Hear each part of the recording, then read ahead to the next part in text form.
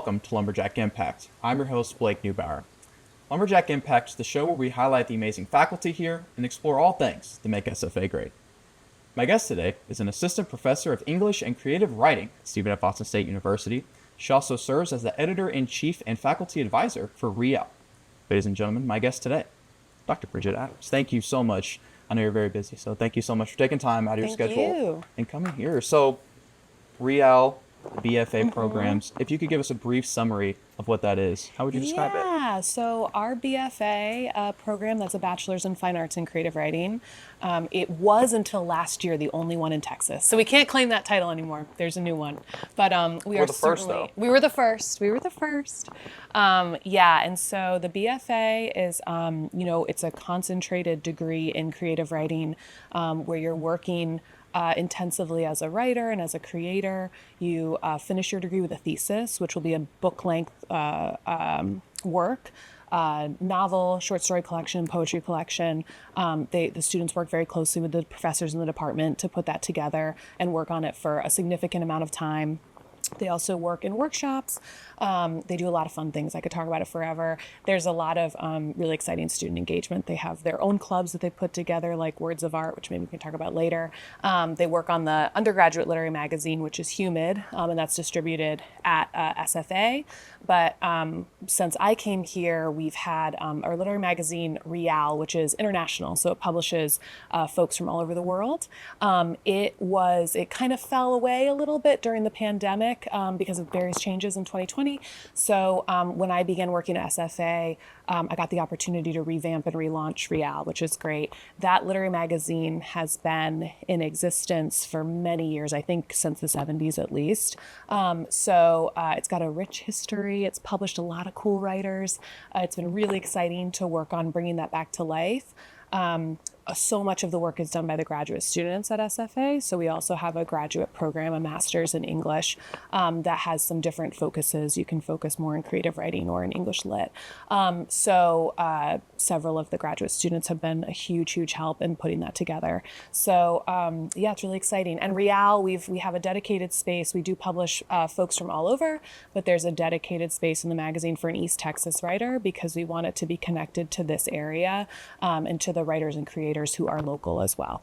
So you mentioned working with the students, kind of like a mentorship program. How would you say your experience as a writer kind of helps you in going about that? Oh, that's funny. That's a good question. Because being a writer, a lot of it is so solitary. A lot of it is sitting, you're just like, I'm in front of the computer working. Helping students for sure, I think understanding their own experience of that. And then also knowing that I thought of writing is fully solitary until I, got into a graduate program, until I started working in my community. And I understood that writing is actually very communal. We have workshops where we all work together and write together. In the department. So I know that struggle very well of trying to get your work done, but also sharing it with other people and making sure that your writing isn't just staying in a drawer, that it's getting published, that it's being seen by other people, that it's connecting with other folks. So I think that certainly helps me to work with the students. I think also the fact that writing, it's a discipline where there are things to learn from people who are at all levels of ability. So it's not as top down as some other fields where it's like, I am the only expert, and you're like, whatever, you're trying to transmit that information. My students come in with fascinating points of view, beautiful writing voices, a very particular way of looking at the world. Each student shows up with these things, and it's wonderful that I get to work in tandem with them, on those projects, and bring out that voice and give them some more tools to get their writing out into the world. So bringing out those voices and those tools in those students, would you say that's one of the more rewarding aspects for you? And what would you say one of the rewarding aspects for them is? Absolutely. It's so rewarding to do that. I mean, having someone show up, the students in the BFA are so dedicated. They're passionate. They're excited. They want to be here. It's been wonderful to teach them. It's a really, really great crew of students. And so they show up and they're passionate and they are so excited to share what they've been up to. And then they're very teachable. You know, they want to learn how to refine. They want to learn the craft tools that are part of writing. I think that there was probably a time in my life where I didn't make the connection that writing is a craft, that we have tools, we have things that we need to use to build a piece of writing the same way that you would make a painting, the same way that you would write a song. So kind of opening students to that is really exciting, and watching them grow and, you know, seeing them finish their theses, all that stuff is really exciting and rewarding. What would you say the most challenging aspect of it is for the students and for you? Yeah, probably the most challenging thing.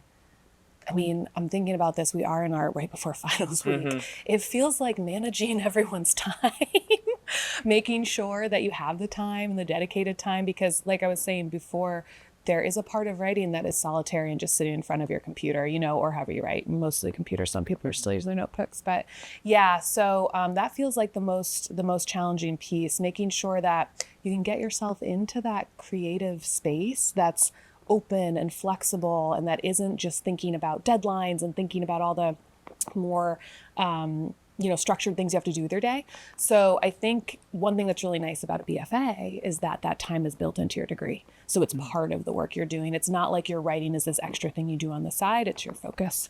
So how would you say you help your students out, not only with writing, but the submission process? Yeah, so we always do, in every class I teach, we talk about publishing and the contemporary publishing world. So we always talk about how to get your work out published. It's hard, it's not easy, it's a lot of rejection. That's the funny part about it, is that every writer wants to get their work published.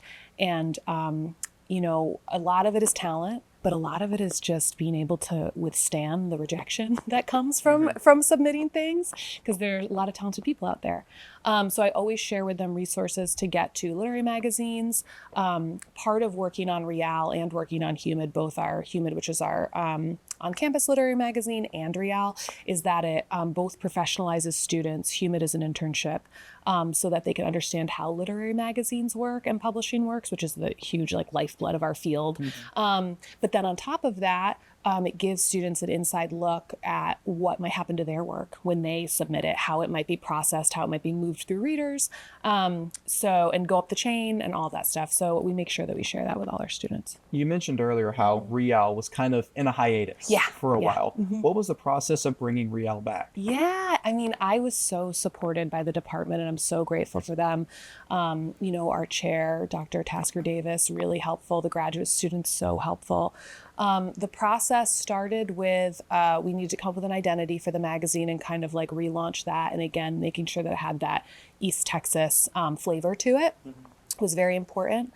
We had to develop our website, which again, Jason Couch, one of our very talented graduate students, made sure that looks lovely and is a wonderful resource. And then we had to start soliciting submissions. So one of our editors, Victoria Hoover, was really, really important for that process, making sure that we're reaching out to different graduate programs, that we're getting the word out, that we're having a presence, a digital presence, that folks can know that, you know, we're open for submissions. So now we're getting a lot of submissions, which is really exciting. So we should launch our first edition tentatively in June. It might be July, but we're going to do it this summer. I'm excited. Since you've came to SFA back in 2023, how have you seen not only working with these programs, but like Real, for example, evolve over time? Yeah, so Real has gone from being, you know, on hiatus to blossoming, which is really exciting. So that one, I think, had probably the largest transformation. I think what I'm noticing mostly is just the steadiness and the steady growth of student engagement in the things that we do in the creative writing department, which is really exciting. But again, we have always had kind of a program that's really, the students are very involved in. That's awesome. And for more information on these stuff, where can people go? Yeah, so all of our lit mags, all the information, everything we're doing in our BFA is on the website for the English department, Department of English and Creative Writing, which houses our BFA. So all this stuff can be found there. Well, that's very exciting. And I appreciate you so much for taking time out of your day to join us. And thank you so much as the viewer for taking time out of your day to watch Lumberjack Impact. Stay tuned for more episodes in the future. For more content, go to youtube.com/JackTV SFA. For myself here at the desk, To everyone in the studio, thank you so much again for watching. Have a great day, and Axum Jack.